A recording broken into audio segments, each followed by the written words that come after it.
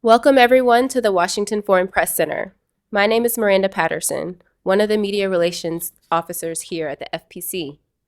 I am pleased to welcome back Dr. Mira Rapp-Hooper to the Washington Foreign Press Center this afternoon. And the purpose of today's briefing is to preview the official visit of Japanese Prime Minister Kishida Fumio, as well as the first U.S.-Japan-Philippines Trilateral Leaders Summit, along with President Ferdinand Marcos Jr.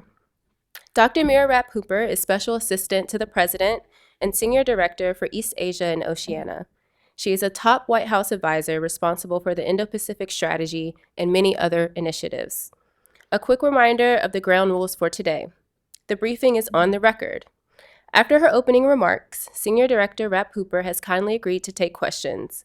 Please raise your hand and I will call on you. If called for a question, please begin your question by stating your name, outlet, and country. For our journalists joining via Zoom, if you have a question, please go to the participant field and virtually raise your hand. We will call on you and you can unmute yourself if you like, turn on your video and ask your question. You can also submit questions in the chat box. If you have not already done so, please take the time now to rename yourself in Zoom, in your Zoom profile with your full name and the name of your media outlet. This briefing will end promptly at 12:45. We will post a video and the transcript of the briefing afterwards on our website, which is fpc.state.gov. And with that, I'm going to turn the briefing over now to Senior Director Rapp-Hooper. Thank you so much, Miranda, and thank you to the Foreign Press Center for having me today. It's good to see you all. As you know, tomorrow, Wednesday, the President and First Lady will welcome to the White House Prime Minister Kishida Fumio and Mrs. Kishida of Japan for an official visit that will include a state dinner. Since day one of this administration, we have been focused on reinvesting in and reinvigorating our alliances in the Indo-Pacific. And nowhere has President Biden's strategy paid off more than in this region and with respect to our alliance with Japan. Our alliances and partnerships have long been critical to securing a free, open, prosperous, and resilient global order. And in the last 3 years, Japan has been working tirelessly and in lockstep alongside the United States as we look to achieve our shared vision for this region and for the world. What you'll see on display over the course of this state visit is that we are strategically aligned and cooperating in every area across every part of the world. This state visit is a celebration of our bilateral relationship as it evolves into a true global partnership that is a force for peace and prosperity. Since both President Biden and Prime Minister Kishida took office in 2021, the two leaders have met nearly a dozen times. When President Biden welcomed Prime Minister Kishida to Washington for the first time in January of 2023, Japan had just published its historic national security strategy, which called for an increase in defense spending to 2% of GDP, said that Japan would seek to acquire counterstrike capabilities alongside the United States and would enhance its cooperation with like-minded partners. Throughout the official visit with state dinner this week, the president will honor and celebrate Prime Minister Kishida's courageous leadership in the Indo-Pacific, including his domestic reforms to strengthen Japan's defense posture and increase defense spending, his work alongside President Yoon of the ROK to build a new foundation in Japan-ROK relations, his work to support Southeast Asia and the Pacific Islands, and on the global stage, Japan's unwavering support for Ukraine. I'll briefly highlight just some of the areas where you can expect announcements from our leaders tomorrow. First, we will bolster our defense and security cooperation to enable greater coordination and integration of our forces to ensure they are optimally postured and linked to one another.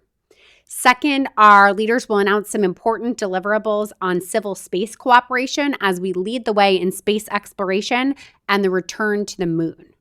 Third, our two countries will announce major research partnerships between our leading institutions on critical and emerging technologies in areas including artificial intelligence, quantum, semiconductors, and clean energy.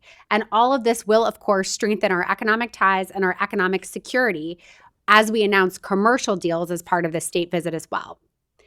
Fourth, Japan is one of the leading providers of economic assistance and budget support to Ukraine and development infrastructure in Southeast Asia and the Pacific Islands. This visit will highlight Japan's continued role in global diplomacy and development and will showcase some important deliverables on consequential work the United States and Japan are doing together, in particular in the Pacific Islands. And finally, we'll announce some important new initiatives to further foster our cultural connections and promote closer people-to-people ties, especially amongst our young people. Since the beginning of this administration, our theory of the case for the Indo-Pacific has been that we would reinvest in and modernize our alliances and partnerships. And when we did, our allies and partners would seek to step up alongside us. And we have seen that theory of the case proven many times over. We are indeed not taking any of these actions alone, but in every case, in close partnership with our allies and partners within the region and beyond. So while it is undeniable that we are all living in a challenging geopolitical moment, the president continues to prioritize our work in what we see as the critical region for the long term of American foreign policy. That's why, in addition to this important state visit this week, the president will also welcome President Marcos of the Philippines for his second visit in as many years to the White House, and will also hold the first ever trilateral leader summit between the United States, Japan, and the Philippines. As Indo-Pacific nations, the U.S., Japan, and the Philippines share a joint vision for the future of the region. And with this first ever leader-level trilateral summit, we are continuing to innovate the groupings with whom we're working closely, adding to the fit-for-purpose lattice work that we are using throughout the Indo-Pacific. This trilateral format was really innovated by our national security advisors who met for the first time in Tokyo last year to discuss how we might better work together and cooperate. And out of that June 2023 meeting, they identified a few critical areas of cooperation amongst the United States, Japan, and the Philippines that our leaders will be taking to new heights later this week. On Thursday, our leaders will announce new initiatives to enhance energy security, economic and maritime cooperation, partnerships on technology and cybersecurity, and some considerable joint investments in major infrastructure areas. Our three countries will embark on this new era of trilateral cooperation as equal partners, guided by a shared vision and unwavering commitment to a free, open, peaceful, and prosperous Indo-Pacific. The events of this week clearly illustrate the president's continued commitment to strengthening our key alliances and partnerships, innovating around shared challenges, and exploring new areas of cooperation. With that, I look forward to your questions. Thank you, Dr. Rapp-Hooper. Now we're going to open up for the question and answer portion. Please be advised that the questions should relate to the information that was just provided to us in opening remarks. Yes, we'll have you here in the front row. Please state your name and outlet. Thank you very much. Dong Weiyu with China Review News Agency of Hong Kong. It was widely reported that the AUKUS is considering, in expanding the security pact that will include Japan in the defense alliance. Will the U.S.-Japan summit discuss this issue? And what is the implication of this new movement for the U.S. approach to China? And is it a new mechanism that is different from other alliance mechanism to deter China? Thank you. Sure. I'll start by taking your question by creating an important distinction up front. And that is when we talk about the AUKUS partnership, there are two very distinct tracks of cooperation. AUKUS Pillar 1 is a partnership that is exclusively amongst the United States, Australia, and the United Kingdom. And that is the partnership that is focused on providing nuclear-powered, conventionally armed submarines. That Pillar 1 track has not and will not expand. Full stop. There is a second track of AUKUS, which is AUKUS Pillar 2, that is focused on the development of additional advanced capabilities projects, which are entirely separate from Pillar 1. The AUKUS defense ministers, that is the US, UK, and Australian defense ministers, yesterday announced that they would begin consultations with a small group of additional partners towards their possible inclusion in some AUKUS Pillar 2 projects. What that means is that we will begin consultations with a range of additional partners, including Japan, as was indicated yesterday, towards their possible participation in these additional capabilities projects. So want to be clear that since the inception of AUKUS, we have always indicated that it would include a Pillar 2 track. This is not a new partnership. It is part of AUKUS that has been designed from the beginning. And what the defense ministers announced yesterday is really just the starting point of a consultation period to understand better which partners might be a good fit for Pillar 2. We expect that work to continue over the course of the next many months, and all decisions about the ultimate composition of Pillar 2 will be made by the AUKUS defense ministers as a trilateral grouping. Thank you. Let's go here in the second row, the tan shirt. Hi, thank you for doing this. My name is Yuko Mukai from Japanese Yomiuri Shimbun. My question is about U.S., Japan, and Philippine Trilateral Summit. There is a media report that President Biden will stress that the U.S.-Philippine Mutual Defense Treaty, Article 4, will be applied to Sierra Madre, which is the stage of the ongoing conflict between China and Philippines in the South China Sea. Could you please confirm that? And also, I would like to know what specifically does it mean that Article 4 will be applied to that Sierra Madre, which means like if the Chinese what if there is an attack by the Chinese side by the Coast Guard, but in the result it turned to be a damage to the Philippine side? Will it cause any kind of military interference by the U.S. side? What I can say in response to your question is that the United States and President Biden in particular have been consistent and clear for the entirety of this administration that the U.S.-Philippines Mutual Defense Treaty applies in the South China Sea, including to Philippines vessels underway, including Coast Guard vessels, and including in the South China Sea. That declaratory policy is consistent from the beginning of this administration, is held on a bipartisan basis, and has not changed. The president last articulated it publicly from the Rose Garden when Prime Minister Anthony Albanese was here in October from his state visit. And what I imagine you will hear over the course of the next few days is language that is identical to what you have heard in the past. What the ultimate meaning here is, I think, is crystal clear to any observers, and that is the fact that the U.S.-Philippines Mutual Defense Treaty applies to the Philippines in the South China Sea, again, to vessels underway, including Coast Guard vessels. We stand strongly by our alliance commitments to the Philippines, and that is one of the things we will be talking to President Marcos about when he is in town. Of course, this trilateral meeting comes at a very important time as the Philippines has found themselves under increasing pressure from the PRC in the South China Sea. This should, of course, be taken as a sign that not only President Biden, but Prime Minister Kishida wish to show their support and resolve for President Marcos and his handling of this incredibly difficult issue. I think what you will see is a strong showing of support and solidarity amongst our three leaders for a common vision of a South China Sea that is governed by international law. Thank you. We're going to turn online really briefly to one of our journalists from the Philippines, Don Tagala. Please unmute yourself and turn on your camera if able. Ask your question. Okay, Don Tagala, ABS-CBN News on the Filipino channel. My question is, what is the status of the reciprocal access agreement between Japan and the Philippines?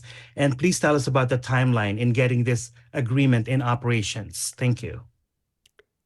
Thank you. I will not suppose to share updates about the timeline for a negotiation that is taking place bilaterally between our Philippines allies and our Japanese allies. But what I can say is that the U.S. government has consistently expressed its support for those negotiations and for the growing set of ties between the Philippines and Japan, and will continue to do so over the course of this visit. Okay, Josie, please.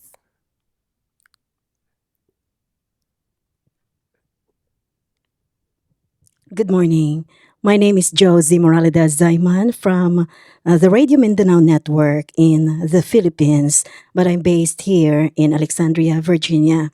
I have several questions, but if you don't mind, I'm going to ask two questions, and it's up to you how to answer it. Can you share any examples of successful past initiatives are collaborations between the Philippines, Japan, and United States. And this is the first trilateral summit meeting, right? And what inspires, optimism for the outcomes of this summit? And how do you believe the outcomes of this summit will positively impact the lives of people across the Indo-Pacific region? Thank you. Be happy to try to take those questions as one. I think we have many indications of really strong cooperation amongst our three countries in the past. As you know, while our Japanese friends have been deeply invested across a range of sectors and areas in their support for Filipino friends for a very long time. So this is really a natural fit for our partnership.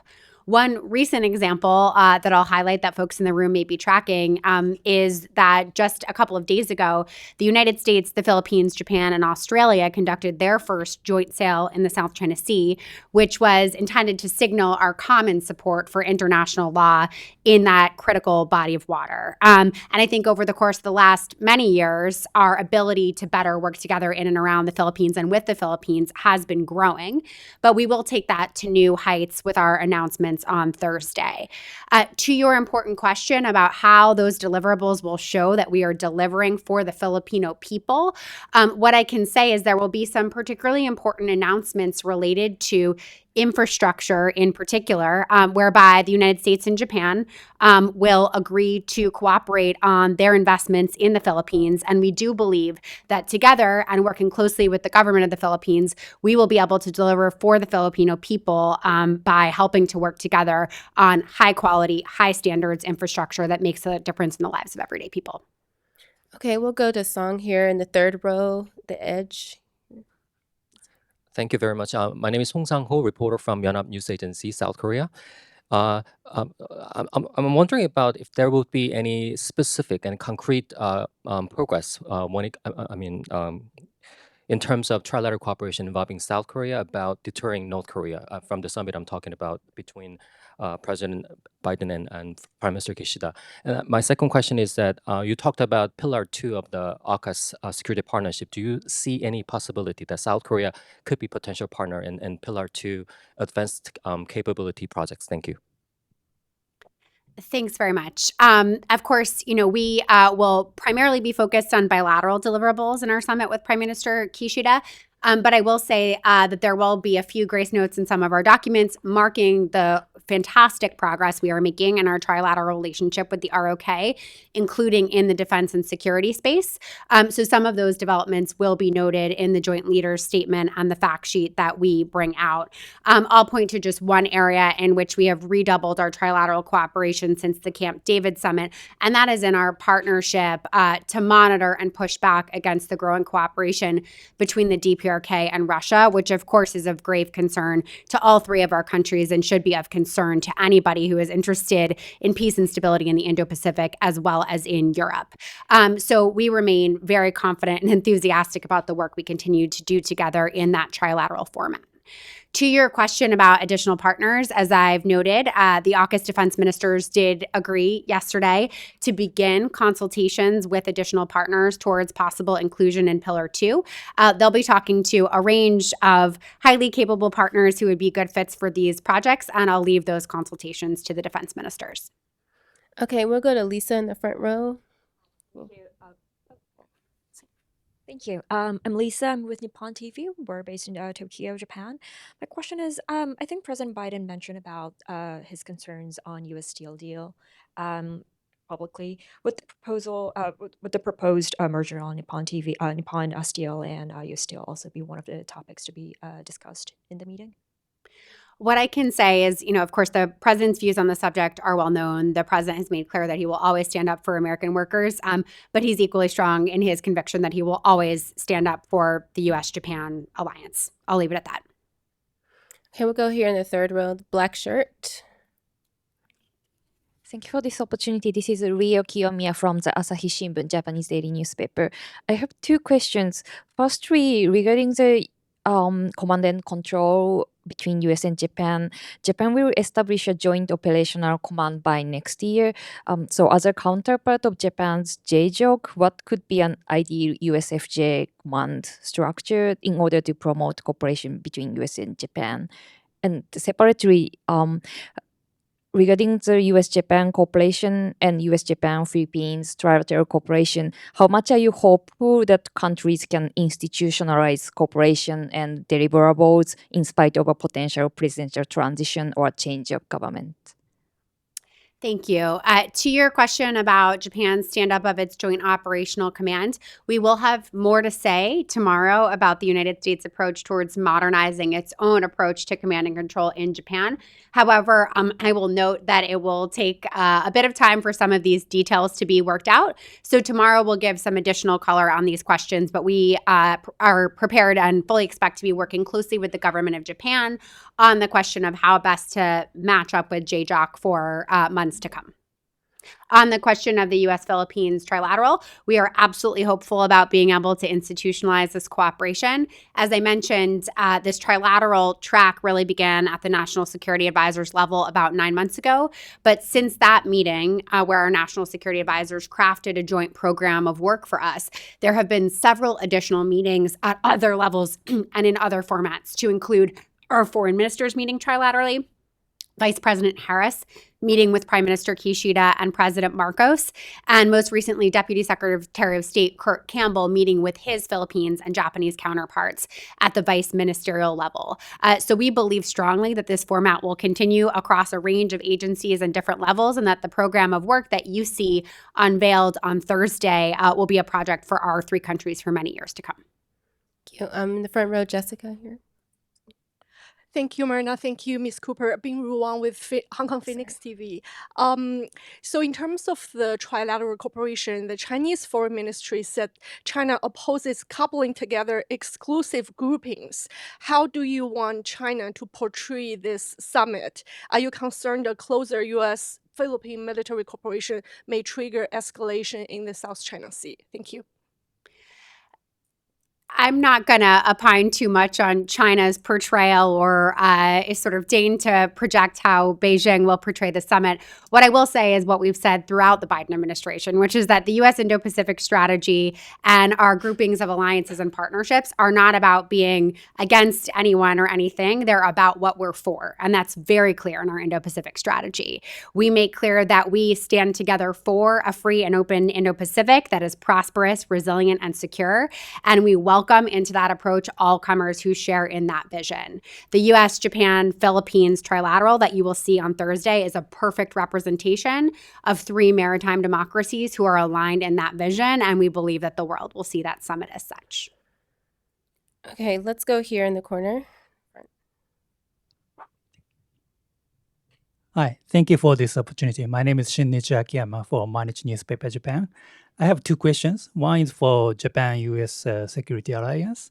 As you mentioned, this summit will emphasize the merit and the necessity to bolster the cooperation. And there is ongoing discussion in the PACOM to establish a new joint task force. What is the role of this joint task force in terms of the US-Japan alliance? And my second question is about the Trilateral Summit. What role do you expect for the Japanese self-defense forces to protect their stability in Southeast Asia, South China Sea? Thank you very much. As already indicated, we will have more to say tomorrow about our approach to future alliance modernization. But as I've also already indicated, it'll take some months to work through the details. So I think it's premature to opine on any details related to any particular task forces. This is a really important set of alliance modernization steps that the Secretary of Defense and our new Indo-PACOM commander will be putting a lot of thought into, along with the president. And of course, the primary representation of this progress right now is, of course, Japan's stand-up of JJOC. So we'll be working closely together to come up with the right fit there. On the question of Japan in the South China Sea, we expect that our leaders will have a really fruitful conversation on what more we can do together by way of building our capacity building, our operational integration, and our work to support international law in the South China Sea. But of course, the ultimate contributions are up to the government of Japan. And we're going to go to the back a little bit. Second row in the black dress, hand raised. Eunjung Cho with the Voice of America. Earlier, Mr. John Kirby said that North Korea will be on the agenda in the summit between President Biden and Prime Minister Kishida. Relatedly, Dr. Rap Hooper, you earlier said in March that the Biden administration is going to consider interim steps on the pathway to denuclearization. Will interim steps involve nuclear freeze and capping of the number of missiles? What is your response to skepticism from both in Washington and Seoul that interim step is something that has been tried and failed many times before? My second question is that it's been reported that the summit will discuss the hypersonic glide vehicle. What can you preview us about the discussions regarding the missile defense against North Korean missile threat? Thank you. Thanks. I'll start first with the second part of your question. I think, we have a long history of cooperation on ballistic missile defense, both with our Japanese friends and with our friends in the ROK. I'm not expecting any sort of DPRK specific announcements to come out tomorrow, but we are excited about continuing to further the progress that we make on regional missile defense integration more broadly. On the question of the DPRK, I want to be clear that the comments you cited are totally consistent with the same policy that we have been articulating for the entirety of the Biden administration. And that is the fact that we remain open to talks with the DPRK without preconditions and on a wide range of topics. As you know, we have reached out to the DPRK many times and have not had any response. So the message that was articulated there is that we would like them to come to the table and tell us what they want to talk about, and we'll be ready to talk. The comment about interim steps is often being interpreted in a strict arms control sense of the definition of what interim steps might mean. We are open to talking about a wide range of topics with the DPRK should they wish to talk to us about things that can make the Korean Peninsula and the Indo-Pacific safer. Okay, back here, This is Sang-min. I'm from Radio Free Asia. Chinese government announced that their highest official will visit North Korea this week. I want to know how to see this visit at this moment. Why do you think the Chinese government sent their highest official to North Korea at this moment? Thank you. Again, I'm not going to interpret the particular signaling behind a specific visit. I don't pretend to know what exactly Beijing's calculation is here. What I will say, though, is part of what I've already articulated is that there are a number of areas in which we are concerned about North Korean actions and North Korean rhetoric. That includes the fact that since the new year, Kim Jong-un has been using more threatening rhetoric about potential actions he might take in and around the peninsula. We are also deeply concerned about growing DPRK-Russia cooperation, which has clear implications for Ukraine as well as for peace and stability in the Indo-Pacific. So whatever the reason might be for the Chinese government wanting to have a high-level touch now, we hope that they will raise these issues in the interest of making the region more peaceful and stable. Okay, we'll go front row here and then. Hi, thanks for doing this. I'm Wakako Hisada from NHK. Regarding to the South China Sea, this will be a bit broader question, but do you see a link between the second Thomas Shoal and the stability in the Taiwan Strait? I'm sorry, could you repeat the last part of the question? It was hard yes. to hear you. So do you see the link between the second Thomas Shoal and the stability in the Taiwan Strait? I don't think I'll connect those two areas too directly, except to say that, of course, the United States stands for peace and stability in all of maritime Asia and for a maritime Asia that is governed by international law. Obviously, these are areas of concern on which we are keenly focused, but I won't draw further connections between the two of them here. Okay, right next to him. Thank you so much, Senior Director. Igor Nemushin, RIA News Agency, Russia. So, as Japan plays a really active role in supporting Western sanctions in Indo-Pacific, including price cap on Russian oil, import ban for Russian diamonds, and long list of export bans, are there any plans during the Japanese Prime Minister visit to discuss additional sanctions on Russia? And are there any plans to discuss maybe potential transfer of Patriot systems to Ukraine via the US? Thank you. Thank you. I won't get ahead of any private discussions that might take place between our leaders. Okay, right. Let's see. In the fourth row. Hi, this is Tomoko Ashizuka of the Nikkei newspaper. Thank you very much for doing this. So the Biden administration has emphasized on the importance of alliances in Indo-Pacific region and in other parts of the world compared to the previous administration. Just I'd like to know why do you think that enhancing and expanding the alliance is critical for the interest of the United States and other countries. Thank you. Thank you. I certainly tried to speak to this in my opening remarks, but happy to say a little bit more here. I think as the United States laid out in President Biden's Indo-Pacific strategy that was published in February of 2022, we see cooperation with our alliances and partnerships and the expansion of those as critical because by growing these relationships and improving our ability to work together, we can build what we term collective capacity in the Indo-Pacific. And that is our ability to deliver on specific concrete results that further our shared objectives in that region.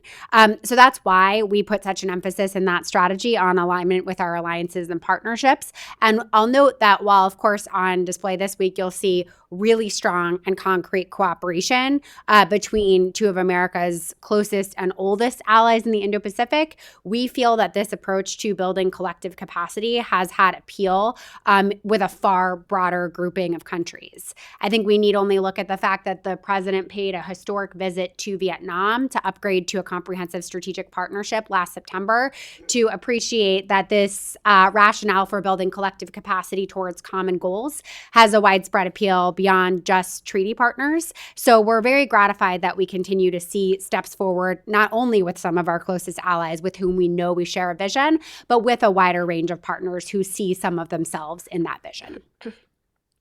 Okay. Did Josie have another question? Yeah, we'll go here and then.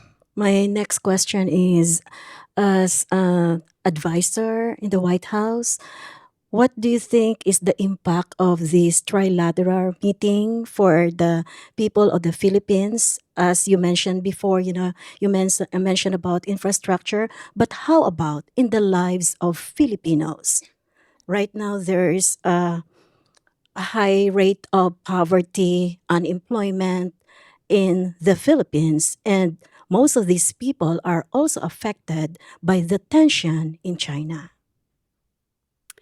Thanks. I think I've opined already and shared a bit about the fact that infrastructure investments from the United States and Japan will make a difference in the lives of everyday people. But do want to be clear that beyond those areas, there's a number of areas for cooperation, which we'll be discussing with President Marcos, that also have the ability to deliver for the Philippines people. Those include energy security, which of course is a very important focus for this government. They include digital connectivity to make sure that the people of the Philippines have access to reliable, trusted networks, and a number of other areas, which if we can more effectively hone our trilateral cooperation, will make the Philippines economy stronger and will affect the everyday lives of the Philippines people. On top of that, of course, what we'll be showing on Thursday is that amidst the tensions with the PRC in the South China Sea, the Philippines people, not just President Marcos, have the support of the United States and Japan. So we think that between these very concrete deliverables, some of which have significant economic implications, and those statements and demonstration of resolve, this is indeed not just about three leaders, but about all their people. Does anyone new have a question? Yes, we'll go in the back first. Hello. I just wonder if Taiwan will be. David Smith of The Guardian. Just wonder if Taiwan will be on the agenda in the discussion between the president and prime minister tomorrow. We've heard the president in the past say that if Taiwan was attacked, yes, the U.S. military would defend it. Is it the expectation that Japan would join in that operation? And finally, is the president concerned that if Congress fails to send more military aid to Ukraine, that sends a worrying signal about whether the U.S. really would help Taiwan? Thank you. I think the United States and Japan have crafted a common position on Taiwan that's very clear. It has appeared in our last many leader statements, and I think you'll see similar language over the course of this visit. Our leaders often talk about the importance of peace and stability in the Taiwan Strait, but I don't have more to share for you than that at this point. I do think that, of course, the president is very hopeful that Congress will pass this up for a wide range of reasons, to include its important implications for Indo-Pacific security beyond security in Europe. Okay, we'll go back here in the beige. Hi, Yuko Mukai from Japanese Yomiuri Shimbun. Just follow-up question about Taiwan. So you earlier mentioned that you don't connect South China Sea and Taiwan to directly, but do we expect in the trilateral meeting that the leaders will discuss about Taiwan Strait issues, in the context of peace and stability? And also, as my understanding, that the reason Japan finds this trilateral framework is more meaningful is because Japan is facing the same kind of pressure by China in the East China Sea. Does East China Sea issues will be discussed by the leaders? Thanks. Again, I'm not going to go into too much depth on private conversations amongst our leaders that haven't happened yet. What I will say, however, is that the United States is totally consistent in reaffirming the fact that our Mutual Defense Treaty and Article 5 apply to the Senkaku Islands. You will see that position reaffirmed by the president and in relevant language, as it always is. I don't have any further detail to share on the East China Sea at this time. But again, we often discuss the importance of peace and stability in the Taiwan Strait, and we have a well-crafted series of common positions. Okay, this is going to end the question and answer portion of the briefing, but I did want to give Dr. Rapp-Hooper a chance to say any concluding words. Thanks. Really appreciate the strong and detailed set of questions today, and appreciate all of the engagement from this great group of reporters. Again, we think that what you'll see on display this week is, of course, a series of visits that are very consequential in their own right, whether that's with the Japan official visit with state dinner, really serving as the capstone of 3 years of extraordinary alliance modernization between the U.S. and Japan, or the U.S.-Philippines-Japan trilat, demonstrating that we continue to innovate our work with allies in the Indo-Pacific towards common cause and common goals. But overall, beyond just the symbolism and the significant deliverables that will come out of these two visits, I think we hope that what the world will take away, again, is the fact that investing in alliances and partnerships and working in close coordination with our key allies and partners has paid dividends, and will reaffirm the fact that we will continue to do so under President Biden's leadership, because the theory of the case for his Indo-Pacific strategy will never be more clear than it will be this week. Thank you so much. This concludes our briefing. I want to give another special thanks to our briefer for joining us here again, Senior Director Rapp-Hooper, and for sharing her time with us today. I know it's a busy week for everyone, and to those of you who participated, you can find the transcripts and this briefing and more about our programs online later today at fpc.state.gov. Thank you very much. Thanks.